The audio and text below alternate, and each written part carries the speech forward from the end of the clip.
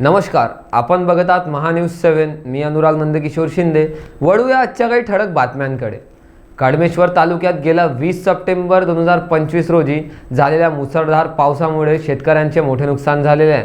विशेषतः धापेवाडा परिसरात असलेल्या गावांमध्ये संत्रा, मोसंबी, सोयाबीन, कापूस, तूर, ऊस आदी पिके पावसामुळे उद्ध्वस्त झाली आहे. शेतकऱ्यांनी मोठ्या अपेक्षेने घेतलेले पीक काही तासांतच पाण्याखाली जाऊन नष्ट झाले आहे. धापेवाडा येथील काही शेतकऱ्यांनी उद्धव बाळासाहेब ठाकरे पक्षाच्या शिवसेना पदाधिकारी मंगेश लीलाधरजी गमे यांच्याशी आपली व्यथा व्यक्त केली. तसेच मंगेश गमे यांनी कडमेश्वर तहसीलदार साहेबांशी संपर्क साधला व तात्काळ तहसीलदार साहेबांनी मंडळ अधिकारी फुसंडे साहेब यांना पाठविले. शेतकऱ्यांचे म्हणणे आहे की मोठ्या मेहनती व कर्ज काढून घेतलेले पीक अचानक झालेल्या अतिवृष्टीमुळे नष्ट झाले असून सरकारकडून तातडीने मदत मिळाली नाही तर शेतकरी मोठ्या आर्थिक संकटात सापडतील. या पार्श्वभूमीवर मंगेश गमे व दिवाकर कडू शिवसेना उद्धव बाळासाहेब ठाकरे पक्ष यांनी सरकारकडे कडमेश्वर तालुका ओला दुष्काळग्रस्त जाहीर करण्यासाठी मागणी केली. तसेच योग्य मदत मिळाली नाही तर तीव्र आंदोलन छेडण्याचा इशारा त्यांनी दिला आहे. शेतकऱ्यांची मागणी मान्य करून शासनाने लवकरात लवकर पंचनामे करून शेतकऱ्यांना आर्थिक मदत द्यावी अशी जोरदार मागणी स्थानिकांमधून होत आहे. पावसाचं प्रमाण जास्त आहे, प्रमाण थोडं कमी होत गेलं. नाही कडमेश्वरमध्ये नसल्यासारखंच आहे. अनेक नालं तिकडे पाणी नाही, हवाही नाही. तिकडे पूर्ण सगळं पराठी वगैरे लोटून गेला. संत्र्याचं तर खूपच नुकसान आहे. संत्रा तात्काळ झालं पाहिजे.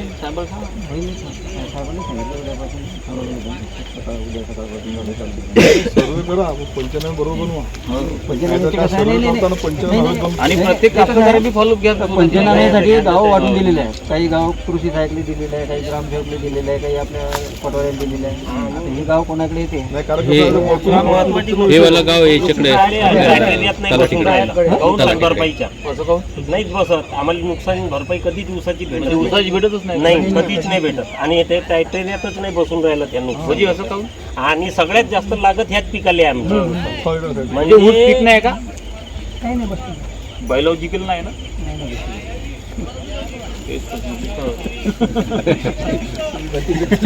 मी गेलोच नाही, तुम्ही नको या. मी नाही गेलो, तुम्ही नेऊन राहिले आता. नाही पण मी बाबा आता शेतकरी पीक पिकून झालं. बाहेर टेक्नॉलॉजीचा जर असेल एक आपलं बघा, शेतकरी झालं तुम्ही. आम्ही 40 वर्षापासून ऊसाची लागवड करत आहोत, परंतु आजपर्यंत आम्हाला ऊसाची नुकसान भरपाई मिळाली नाही. काही वेळेस काहीच नाही, केव्हाच नाही. आजपर्यंत ऊस वगळण्यात येते. म्हणजे आपल्याला मागे गारपीटच्या वगैरे काहीच नाही, केव्हाच नाही भेटली. आजपर्यंत ऊसाले नुकसान भरपाई भेटली नाही. आपले जे राहते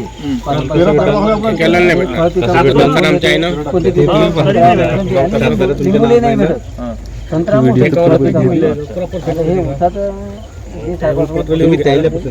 ना पुरा महाराष्ट्र.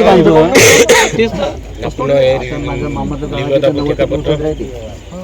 पण भेटत पाहिजे शेवटी. याच्यामध्ये कसं शेत पिकत आहे ना.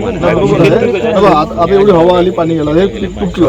आता याची वाढ किती होणार आहे? एक फोन लक्षात येईल. फोन केला म्हणून मी तसं नाही. त्याच्यामध्ये कसं माहिती आहे का, असं झालं तर स्थानिक सचिव ग्रामपंचायतचा आणि पटवारी हा महत्वाचा आहे ह्या विषयासाठी. हे जर येत नसून त्या टायमामध्ये विषय झाला आणि कसं राहते, तात्काळ झालेली तुम्हाला रिपोर्ट बरोबर भेटेल. तुम्ही आता उद्या या तर थोडासा फरक भेटेल. नाही आता रात्रीचं सर्वे करणार आहे.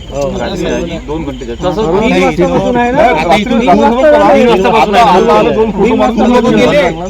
लोक होते इथं. 3 वाजतापासून झालं अर्धा घंटाचा टाइम भेटतो.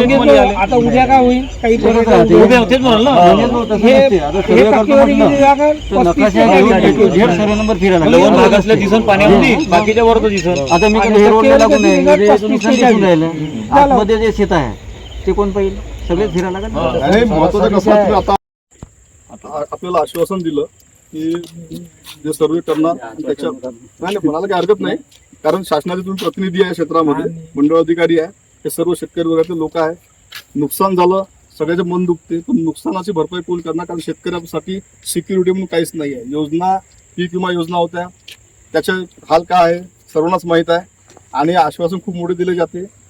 मी दिवाकर कडू, ग्रामपंचायत सदस्य धापेवाडा, विभागीय अध्यक्ष शिवसेना, या वतीनं मी नम्र निवेदन किंवा विनंती करतो शासनाला की नाही कमीत कमी अशा तरी परिस्थितीमध्ये शेतकऱ्यांना मोठ्या प्रमाणामध्ये मदत झाली पाहिजे.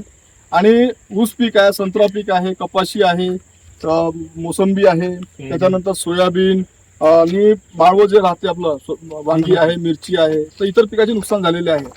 तर शासनाने जो निवडणुकीपूर्वी तुम्हाला आश्वासन दिलं होतं, तर त्या आश्वासनाची पूर्तता आज करायची वेळ आहे. तर आता शासन काय करते बघूच. आणि यांच्या सर्वेनंतर 70% ते इथे 10%वर पाठवते नुकसान, तर त्याच्यानंतर आम्ही निर्णय घेऊ. आणि मंगेश भाऊ सोबतच आहे, शिवसैनिक, शेतकरी परिवारात वर्गातले लोक आणि इथच्या परसोडी क्षेत्रातले लोक आहेच. तर इथेच नाही, परसोडीतच नाही, तर याचा जो फटका आहे तर याच्या समोरही बसलेला आहे. आणि याच्यानंतर मला सांगी धापेवाड्यापर्यंत त्याचा फटका बसलेला आहे. तर त्याच्या समोरचा आम्ही विचार करणारच आहोत. तरी शेतकऱ्यांची काही प्रतिक्रिया असेल तर तुम्ही बोलू शकता 2 शब्द. बोला. तरी चालते, पण जो लागलेला पैसा आहे आमचा जवळून गेलेला आहे तो तरी निघाला पाहिजे. म्हणजे शासनाकडून तुम्हाला लागलेला खर्च मिळाला अशी अपेक्षा. हा, तेवढीच अपेक्षा. मी मंगेश गमे, सहप्रसिद्धी प्रमुख नागपूर जिल्हा. आज आम्ही इथे परसुडी ह्या गावामध्ये आलेलो, पण रस्त्याने पाहत आलो आम्ही तर धापेवाड्यापर्यंत असेच प्रकार आहेत पूर्ण सगळीकडे आणि वरच्या भागाला पण इकडे. आणि नुकसान जे पाहिलं ते साहेबांनी सांगितलंच दिवाकर भाऊनी की 70 ते 80% जवळजवळ इथे नुकसान झालेलं आहे. काही भागात तर 100% फील असतील.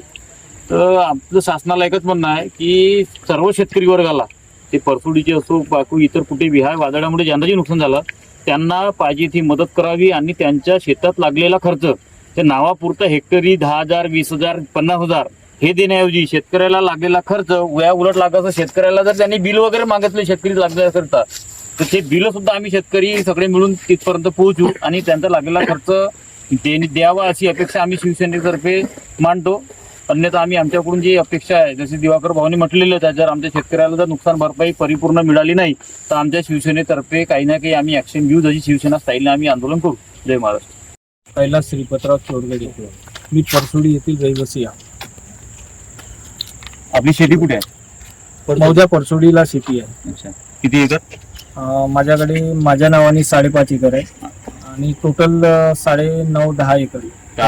आता ज्या वादळामध्ये आपलं किती नुकसान झालेलं? सर, संत्रा तर पुराच गेला, मोसंबी पण पूर्णच गेली. ऊसाचं तर काही पाहतच काम नाही. तुम्ही आता ऊसाची शेती पाहूनच राहिले. आमच्याकडे जास्तीत जास्त रसवंती प्रकाराचे ऊस राहते.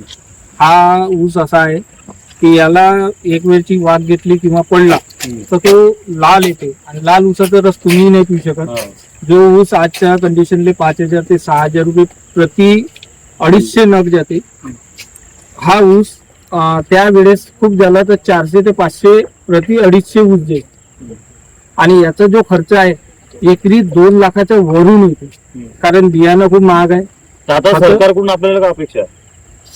सरकारकडून तर आतापर्यंत ऊसाची भरपाई केव्हाही नाही मिळाली.